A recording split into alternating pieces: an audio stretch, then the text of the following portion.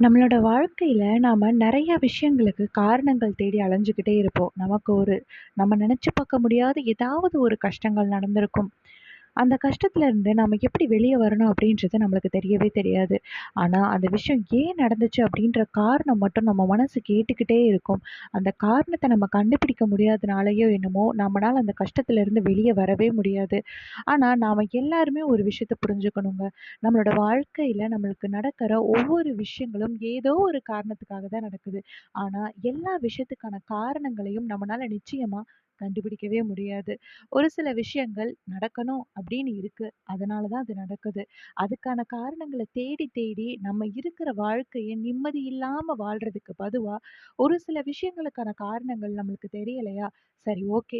ஏதோ ஒரு காரணத்துக்காக நடக்கணும்னு இருந்திருக்கு. இந்த மாதிரியான விஷயங்கள் நடந்துடுச்சு.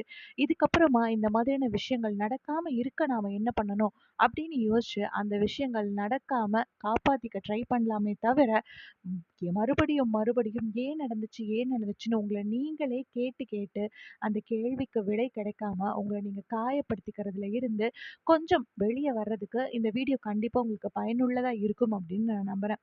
நான் சொல்ற விஷயங்கள் உண்மை அப்படின்னா கீழ மறக்காம கமெண்ட் சொல்லுங்க.